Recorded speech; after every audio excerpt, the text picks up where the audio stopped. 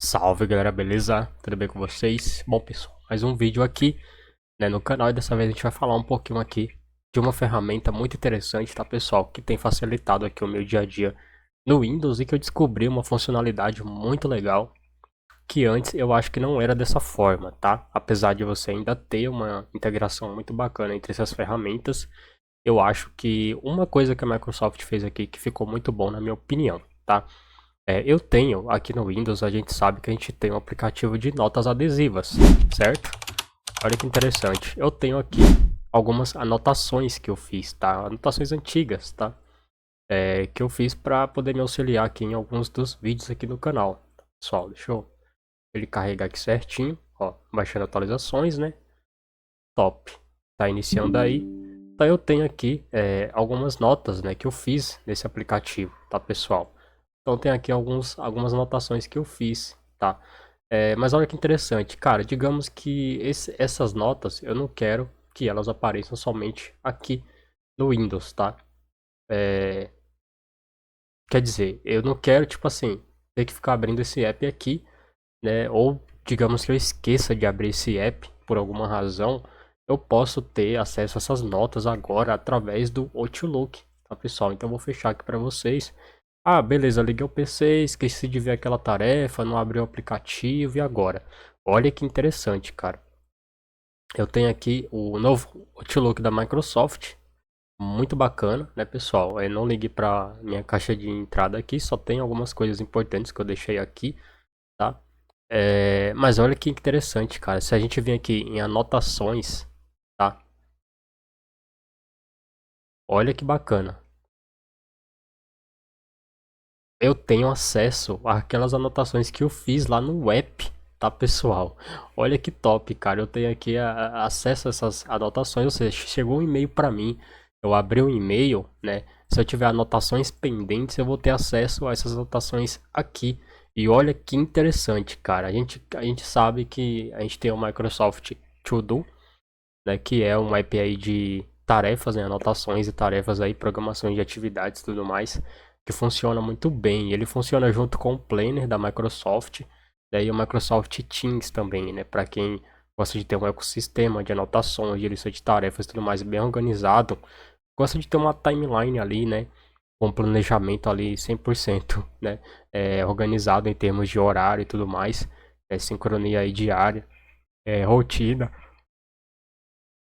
rotina programada, esse app aqui ele ajuda muito, né? Então ele já vem instalado por padrão. Eu fiz aqui uma anotação de um vídeo que eu quero trazer aqui para o canal, né? Só que para esse vídeo eu preciso fazer algumas pesquisas, como por exemplo, fazer uma pesquisa sobre servidores de jogos e nuvem de jogos virtualizados usando Linux e hardware da Nvidia, tá? Então olha que interessante, tá, pessoal? Isso aqui é uma tarefa que, sei lá, eu por alguma razão fechei o app ou ele não inicia junto com o meu sistema, ou no meu celular, por exemplo, eu posso também ter acesso a essa ferramenta. Eu tenho aqui, inclusive essa anotação eu fiz pelo smartphone e eu abri o Microsoft To Do e ele já estava lá. Beleza, até aí é comum, isso aqui já tem tempos que funciona. Mas o mais interessante é que agora dentro do Outlook tu também tem acesso a essa tarefa. Tu clica aqui, dentro do app ele vai abrir o painel do Microsoft To Do, já com a tarefa aqui. E por aqui tu pode criar uma tarefa, tu não precisa criar. Dentro do app do Microsoft To Do, tu pode criar a tarefa aqui dentro do Outlook, né, que tu vai ter acesso no To Do do teu Android, do teu smartphone aí, né? E as anotações também, cara. Então isso é uma coisa, cara, muito legal que a Microsoft fez em pegar o Outlook e transformar nisso que a gente está vendo aqui agora, né? Cara, então essa função aqui, ela ajuda muito, muito. Inclusive tem uma anotação de uma webcam que um inscrito indicou aqui no canal que eu esqueci. Eu achei que eu tinha perdido para sempre essa anotação. Já formatei o Windows diversas vezes e olha que interessante, cara. A tarefa ainda está aqui, né? A anotação ainda está aqui. Ela não é uma tarefa, mas eu tenho acesso a essas anotações diretamente de dentro do meu painel do Outlook. E dentro do painel do Outlook do meu smartphone, eu também tenho acesso a essas mesmas ferramentas aqui. Então isso aqui é uma funcionalidade que o ecossistema da Microsoft traz para o usuário, que faz uma baita diferença no dia a dia. né? Porque é obviamente que tu consegue, né, deixar essas tarefas como lembretes, né? Então, olha que interessante. Eu vou abrir agora o To-Do aqui, eu tinha fechado ele, né? E essa tarefa aqui, por exemplo, ele vai me lembrar amanhã às 9. Eu posso colocar para repetir essa tarefa, anexar um arquivo, né? Eu fiz algumas anotações nela aqui também, ó, de fontes, né, para eu poder fazer essa pesquisa e confirmar os dados que eu tenho, né, para fazer o vídeo. Então eu vou acessar essas pesquisas aqui amanhã e vou estar fazendo uma varredura de informações para eu poder produzir esse vídeo para vocês. Aguardem que vai ser muito interessante, tá? Vai ser um vídeo muito bacana mesmo e vai ser muito legal a gente debater esses assuntos aqui no canal, porque existem alguns tabus, como eu falei, que a gente vai abrir uma série aqui no canal para a gente quebrar esse paradigma de que Linux é igual ao Windows, né? E de que a experiência vai ser a mesma. E a gente sabe que não vai ser, que não é. Por mais que o objetivo final seja entregar uma experiência de desktop satisfatória para os usuários, a gente sabe que o funcionamento interno de cada um desses sistemas são completamente diferentes. Tanto do Mac, quanto do Windows e quanto do Linux. Mas como a gente sabe que Linux e Windows, né, tem uma comunidade bem rival nesse sentido, que eu acho até desnecessário, né, a gente ter essa rivalidade. Antigamente eu meio que me comportava como um hater do Windows, mas não por causa do Windows, mas porque tem muita coisa que a Microsoft faz em relação aos seus clientes que eu não concordo, tá, pessoal? Como, por exemplo, o próprio preço do Windows, que eu acho extremamente caro. Eu acho que deveria ter uma versão light, uma versão mais acessível, que não tivesse todos esses recursos que o Pro tem, né? Porque tu, por exemplo, tu tem um Home, mas o preço tipo, é quase o mesmo valor, cara.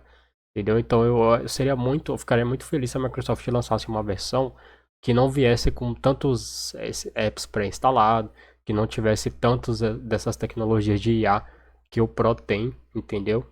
Para que barateasse um pouco mais a licença para os usuários e que não precisasse também do requisito do TPM, né? Eu acharia muito justo se tivesse uma versão do Windows que não precisasse do TPM. Tu até tem, na verdade, só que ela não é acessível ao público tão facilmente, ela não é divulgada, mas tem, e eu pretendo trazer para vocês um vídeo sobre isso aqui no canal, né? Então eu acho que nesse sentido tem muita coisa que eu não concordo com esse mercado de software que a Microsoft trabalha hoje em dia, né?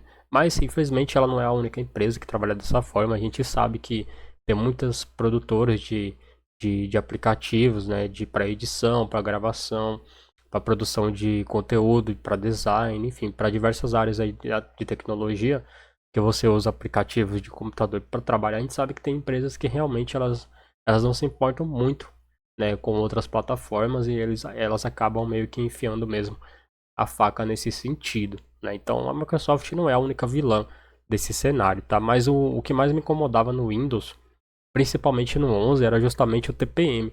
Porque, por exemplo, eu sei que eu tenho o Windows 11, né? E sei que meu PC tem a capacidade de rodar, então eu sou obrigado a ficar no Windows 10 porque meu PC não tem o TPM. Eu acho meio injusto essa balança aí que a empresa faz, né?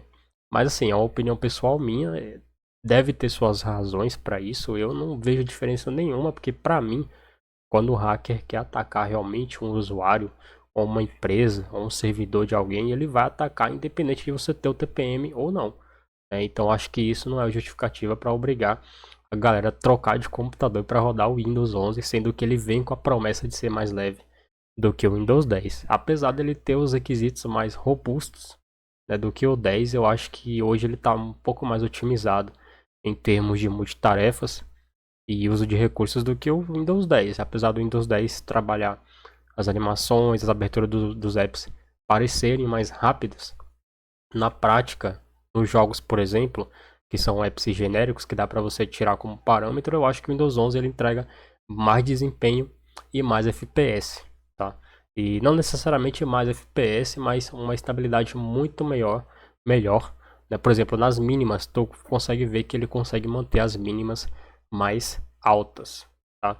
Mas isso é relativo, vai de hardware para hardware, né? E isso não vem ao caso. Então, digamos que essa rivalidade que as duas comunidades têm é desnecessário, tá? Porque o sistema, como eu falei no vídeo anterior, ele é somente o sistema. Ele é como se fosse um armário que tu guarda coisas para usar no seu dia a dia, né? E tu só vai abrir o armário quando tu precisar pegar um copo, pegar um prato, pegar uma colher, sei lá. É basicamente isso que o sistema faz. Então ele tem que ser, na verdade, o caminho para você chegar no seu resultado e não um obstáculo para você chegar no seu resultado, tá? E infelizmente tem alguns cenários que eu tenho vivido aqui no canal que o Linux ele tem se tornado mais um obstáculo do que um caminho, né? Que é a questão do FPS baixo nos jogos, uma oscilação muito grande de desempenho, né? Perda de qualidade nas gravações, das gameplays, das lives, né? Então isso tem me afetado muito porque isso acaba estressando muito, né? E ter que ficar o tempo todo, cara, cortando o desempenho, diminuindo o gráfico, diminuindo a configuração, mudando o codec, enfim, no dia a dia isso vai desgastando aos poucos, tá? E eu venho sofrendo com isso já tem um tempo. Desde quando eu decidi sair da 1050 Ti para AMD, eu venho sofrendo com esses problemas aí e que realmente tem me cansado muito, né? Mas só eu para falar, né? Porque ninguém tá na minha pele, ninguém tá na pele do fulano, do Bertano, que passa por isso no dia a dia, então quase ninguém entende, tá, pessoal? Só quem produz conteúdo sabe o quanto que é difícil, né? E o quanto que o nosso tempo ele é apertado para a gente conseguir pensar no tema, pesquisar o tema, conferir informações, é, fazer comparativo de dados, depois você tem que gravar o vídeo, né? Regravar, se não ficar legal você tem que regravar, depois você tem que editar, revisar a edição, postar, verificar se tem alguma restrição de direitos autorais ou bloqueio de algum som, de alguma imagem que você usou no vídeo, para só depois tu conseguir postar o vídeo e de fato conseguir compartilhar. Então é um caminho muito longo até chegar no que vocês estão vendo agora, que é justamente o resultado final de tudo isso, que é o vídeo que vocês assistem diariamente aqui no canal, né? Então não é só você ligar o OBS, começar a falar e postar. Não é assim que funciona, tá? É igual eu tô mostrando para vocês. Essa tarefa aqui, eu preciso fazer ela antes de eu fazer o vídeo, porque eu preciso ter informações, preciso ter uma noção do que eu tô falando, né? E preciso entender como funciona por trás de tudo isso, tá? Como que funciona esse tema aqui, por exemplo, que eu vou falar, né, sobre essa questão da virtualização de máquinas usando o hardware da Nvidia e da AMD, né, para virtualizadores, como por exemplo, tu tem o Game Pass, tu tem o GeForce Now, né, então eu vou estudar um pouco como funciona a virtualização dessas duas plataformas para poder fazer um vídeo aqui no canal, né, para a gente trazer algumas informações a respeito, né, como a continuação do vídeo anterior aí que vocês assistiram, em que eu falei que Linux não é o Windows, tá? Então, galera, é isso daí que eu queria mostrar para vocês, tá? Então, essa ferramenta aqui, ela tem me ajudado a organizar um pouco mais esse meu tempo e a não esquecer, né? Não deixar passar batido essas tarefas aqui, beleza? Mas é isso aí, se você gostou do vídeo, deixe o seu like se você não for inscrito. Se inscreva aí no canal, ative o sininho das notificações e, é claro, acesse aí o nosso grupo no Discord. Pessoal, a gente vai abrir live mais tarde, a gente abre live quase todos os dias para jogar com a galera, para bater papo, para compartilhar o nosso dia a dia aí constantemente aqui no canal. Beleza? Eu vou ficando por aqui, um forte abraço, valeu e até o próximo vídeo.